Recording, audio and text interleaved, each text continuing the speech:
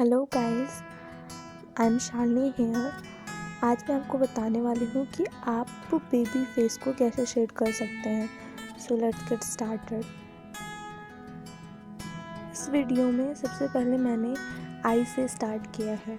तो आई को शेड करते वक्त आपको जो ध्यान रखने वाली बात है वो ये है कि आई जो बेबी के जो आई होते हैं वो यूजुअली नॉर्मल पर्सन के कंपैरिजन में बड़े बड़े होते हैं। सो उसकी जो आई बॉल है वो यूजुअली बहुत ज़्यादा बड़ी होती है नॉर्मल पर्सन के कंपैरिजन में। तो आप कभी भी कंफ्यूज ना हो कि आपको मतलब लाइक रेफरेंस में अगर आपको बड़ा दिख रहा है तो बड़ा करना ही है, ये तो ऑब्वियस ही बात है। बट वैसे भी ये नॉर्मल है कि बड़ी बड़ी आईज़ होंगी। और आपको दूसरा जो बहुत इम्पॉर्टेंट बात है, आपको शेड करते वक्त जो ध्यान रखना है वो है हार्श लाइन को बिल्कुल अवॉइड करना है, क्योंकि बेबी फेस जो होता है बहुत ज़्यादा स्मूथ होता है। सो उसमें अगर आप कोई भी लाइन थोड़ा डार्क करेंगे या किसी भी लाइन को बहुत ज़्यादा हार्शली ड्रॉ करेंगे तो वो अच्छा नहीं लगेगा। और कहीं पे भी बेबी के फेस में कोई भी हार्श लाइन नहीं होती।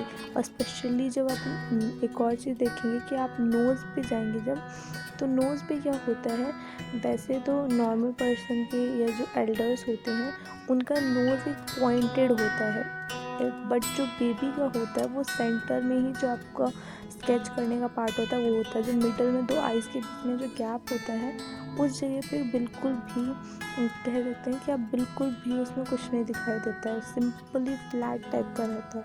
तो वो आपको ध्यान रखना है। अक्सर लोग क्या करते हैं, बहुत हार्श लाइन साइड से कर देते हैं कि नोज़ में तो होता ही है बट नहीं, बेबी फेस में नहीं होता। तो वो थोड़ा ध्यान देने वाली बात है। और यहाँ पे जो मैं कर रही हूँ, मैं लेयर बाय लेयर शेडिंग कर रही हूँ। तो फर्स्ट लेयर मैंने कर दिया है लाइटर पेंसिल से। ऑब्वियसली मैंने सबसे पहले 2B पेंसिल से किया है। तो आप सबसे पहले 2B से कर सकते हो और HB से। जितनी ज़्यादा आप शेड डालना चाहें उतने लेयर में कर सकते हैं। तो फर्स्ट लेयर में मैंने सेम जो हमारा राइट साइड में डार्क पोर्शन ज़्यादा है और लेफ़्ट साइड में जितने भी हाइलाइट्स हैं वो हैं। तो मैंने लेफ़्ट में कम शेडिंग की है और राइट में ज़्यादा की है। तो इसी वजह से अब आपको मैंने यहाँ पे फर्स्ट लेयर लिया है, कहीं पे भी बहुत ज़्यादा डार्क पोर्शन नहीं रखा है अभी। तो ये फर्स्ट लेयर कंप्लीट हो जाएगा तब मैं यहाँ पे आपको सेकंड लेयर करके दिखाऊंगी कि सेकंड लेयर में same second layer first layer की तरह आपको फिर सेकंड लेयर में करना है, फिर थर्ड लेयर में, फोर्थ लेयर में। तो आपको जितने लेयर में लगता है कि आपका ड्राइंग कंप्लीट हो जाएगा और आप सेटिस्फाई हैं अपने ड्राइंग से, तो आप उतने लेयर में कर सकते हैं। यहाँ पे अब मैं आईब्रो करी, और आईब्रो में जो आपको ध्यान रखने वाली बहुत इम्पॉर्टेंट बात है वो है कि कभी भी आईब्रो शार्प और पॉइंटेड ऐसे मत बनाइएगा, क्योंकि जो बेबी के जो आईब्रोज होते हैं वो ना यूजुअली बहुत ज़्यादा लाइक हेयर जो होते हैं वो ग्रो ही होते हैं, तो ग्रो होने की स्टेज में होते हैं, तो बहुत ज़्यादा हेयर्स होते नहीं हैं।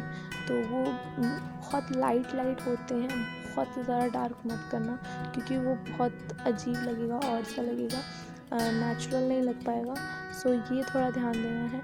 और ज़्यादा से ज़्यादा अपने रेफरेंस फ़ोटो को लाइक स्टडी करो और अपने रेफरेंस फ़ोटो को कॉपी करने की कोशिश करो। सो उसमें आप देखोगे तो आपको सब कुछ मिल जाएगा अपने रेफरेंस फ़ोटो में कि आपको क्या करना है क्या नहीं करना।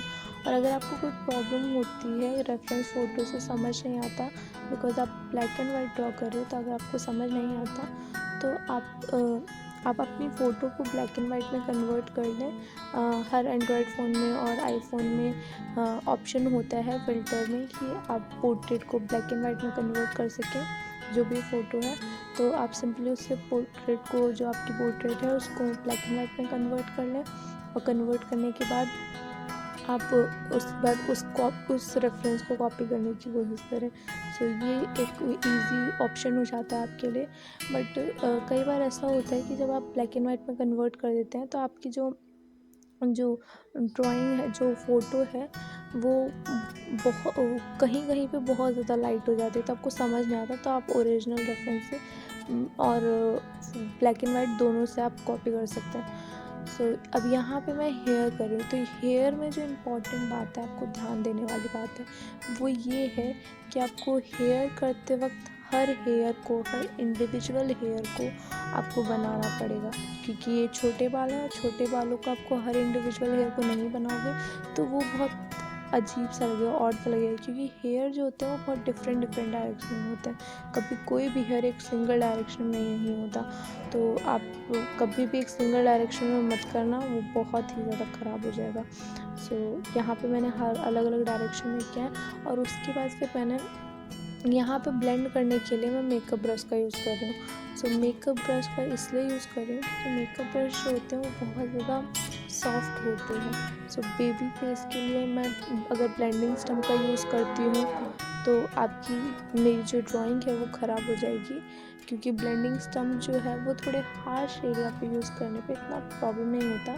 बट अगर मैं उसको फेस जैसे स्मूथ एरिया पे यूज़ करूँगी और स्पेशली बेबी के फेस में, तो वो ऑब्वियसली डिस्ट्रॉय कर देगा उसको और बहुत प्रॉब्लम हो सकती है। सो रिस्क क्यों लेना। और वैसे भी सबसे बेस्ट ऑप्शन है कि आप किसी लाइटर चीज़ से ही वो शेड वो ब्लेंड करें। तो यहाँ पे मैं ब्रश का यूज़ कर रही हूँ, मेकअप ब्रश का। अगर आपके पास मेकअप ब्रश अवेलेबल ना हो और आप चाहते हो कि बेबी फेस को ड्रॉ करना और किसी बेबी का पोर्ट्रेट ड्रॉ करना, तो आप कॉटन बॉल का भी यूज़ कर सकते हो और क्यू-टिप भी आती हैं उनका भी यूज़ कर सकते हो। उससे भी आपको ऐसे ही रिज़ल्ट मिल जाएगा, क्योंकि वो भी बहुत लाइट होता है। बट ये ध्यान रखें कि आप उनको बहुत ज़्यादा रगड़ के ना करें और दबा के प्रेशर दे के ना करें। अगर आप उसे लाइटर हाथों से करेंगे तो वो इजी हो जाएगा, कोई प्रॉब्लम नहीं होगा, सेम ऐसा ही रिज़ल्ट आपको भी मिल जाएगा। यहाँ पे मैं ब्लैक करने के लिए अब यहाँ पे मैं आपको बैकग्राउंड करके दिखा रही हूँ। वैसे यहाँ पे जो सबसे डार्कर पोर्शन है जो आपने ड्रेस का देखा है, बेबी के शर्ट का देखा है, वो मैंने वो और हेयर एंड आईज़ जो हैं वो मैंने चारकोल पेंसिल से किया है, कैमलिन के चारकोल पेंसिल से। तो आप मेरे को बहुत ज़्यादा डार्कर पोर्शन चाहिए था, इसलिए मैं उसका यूज़ किया।